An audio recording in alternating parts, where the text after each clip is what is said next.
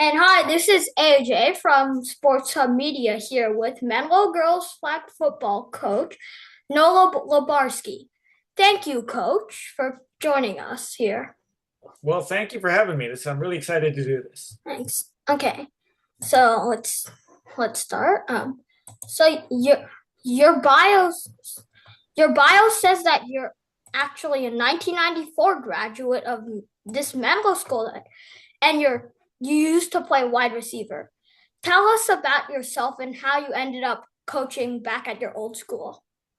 Great. Well, I think the best way to understand is I have to go way back. And when I was a kid, probably your age, I loved sports. I loved everything about it. I watched all of them. I loved the statistical part about it. Whether it was football, baseball, or basketball. I mean, I could just 24/7 sports. And I always carried that love of sports with me for a while. I played in high school. And then as you get older, your interests change.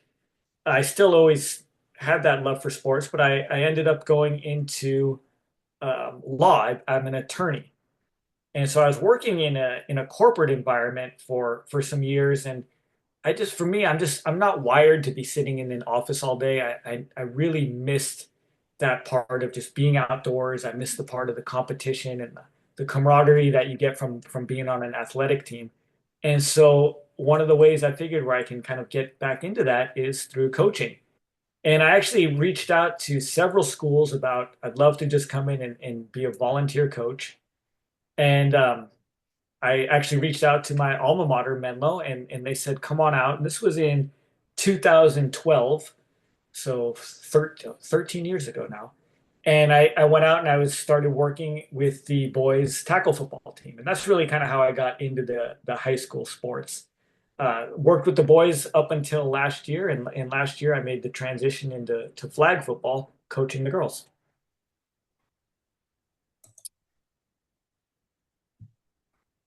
Some background for the audience. The 2023 season was the first season ever for the Menlo Girls Flag Football team. They were by former NFL player John Pay and went 15-1. You took over as coach for the 2024 season. Did you feel any pressure? No, not so much pressure. I would say more excitement. I mean, the sport is brand new. It was a great coaching staff. The girls were great. I knew we had some athletes. Everyone was excited about this new game. So I don't necessarily think I felt pressure. I think it was more excitement was probably the best way to describe my feeling going into it. Did you change anything up for the play style?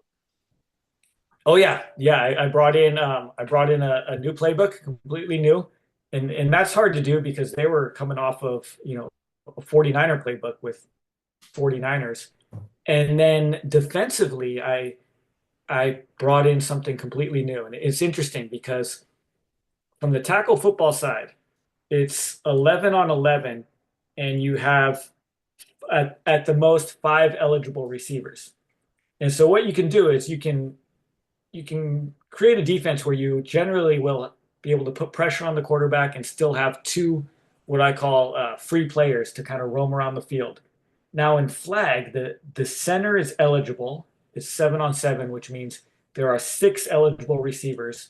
And so if one player is going to be responsible for rushing the quarterback, that means you're basically playing 6 on 6, and there's no extra free player. So it really had to devise a defense that I'd never really been exposed to, using six players in the defense to cover six players. And I thought for me that was a challenge. And I loved kind of going and thinking about that and going through film and just kind of writing out different scenarios and ways to put together a good defense. So that's something that's kind of evolving every day, how best to attack opponent offenses. But yeah, everything was new. The schematics on both offense and defense were new. Okay. What's it like having NFL Hall of Famer Steve Young as an assistant coach? Oh, it's so cool. It is so cool. He was um, just to kind of age myself here. So he was basically when I was maybe your age, he was like the Patrick Mahomes of the NFL. And so for me, I was a 49er fan. I grew up watching him. And then to have him come out to the field and to be able to bounce ideas off of him, it was kind of a surreal experience at first. What I recognize is he's a phenomenal coach. He's really good with the kids. He's very smart. He's patient. He's got great energy, and he can tell these amazing stories. We're doing a receiver drill, and he'll just stop and say, "Yeah, Jerry Rice used to do this," and he tell us these stories. So it's been really cool. He's been an outstanding mentor, and it's just a great thing where if our quarterbacks are have questions or struggling, I can say, "Go talk to that guy, the Hall of Fame NFL quarterback, the Super Bowl MVP quarterback." But he's been great. It's been a lot of fun. I'm really fortunate to have the opportunity to work with him. Uh, how does it feel to win the championship after just 1 year of coaching? Uh, Interesting. So I've learned to from a coach's perspective, I never really talk about or make a goal to be winning. And let me give you some background on that.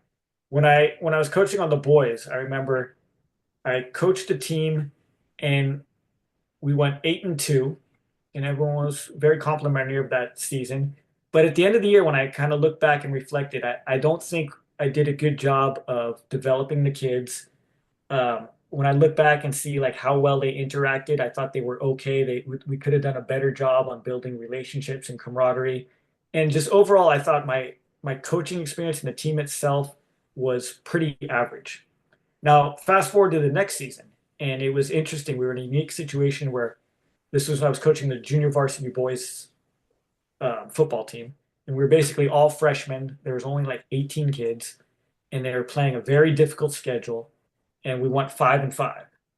And in looking back at that season, I realized, man, these kids got so much better. They worked hard. They got along well. They improved way more. They were a better team than the 8-2 team. And it kind of dawned on me the whole idea of records and winning doesn't make sense. And if I can now make my priority to teach these kids things such as uh, accountability and building relationships and always giving your best effort and having a good attitude. If that can be the focus, then that generally, if they can follow that, the wins and losses will ultimately take care of itself. So that's a long way of me saying, kind of going into the season, there was no let's go undefeated or let's go win the championship. I really wanted the girls to just focus on communicating well, taking accountability, being good teammates, caring about each other, developing relationships, and they did all that. And I think that is what allowed them to have the success they had on the field. Very nice. What was your proudest play of the season? Ooh, proudest play. That's a great question. Um, there was so many special plays. To me, there's two couple that stick out, and there were a couple of senior girls who were really close and good friends, and they showed up to all the practices, and they really worked to get better. And one of the seniors, Mary Mahe, she threw a touchdown to her good friend, this girl, Julia Capasso. And what was great is the entire sideline just went crazy. They were so happy for them because these girls really put in the work. And to see their teammates celebrate and watch these girls have some success for just one play, that touchdown play, I thought that was pretty special. So that's probably my favorite play of the year. Um, what do you like most about this team? Great question. What do I like most about this team? They were just, you know what? It's a team that was eager to learn. They wanted to get better. They asked questions. They were never really satisfied with, oh, we were winning a bunch of games. They allowed me to challenge them. Um, but just overall, it's you were surrounded with a group of good people who really cared about each other and cared about the game and cared about getting better. And I think that's what I really, really enjoyed about them. Uh, what was your toughest matchup this season? Toughest matchup, that would be we played a lot of really good teams. For us, the matchup wise was Carlmont. And what was unique about them is flag football is I think it's safe to say it's more of a passing game. You need to be able to throw the ball. But that Carmont team was had this running attack, which was just very effective. And that was the one game I think they got out to a lead against us. It might have been the only time we were ever trailing all season. And they had a good team, a good offense. They were well coached. That was a good matchup. So I'm looking forward to playing them again in the future. Um, Similar to the last question, what was your favorite game this season? Oh, that would have been our last one.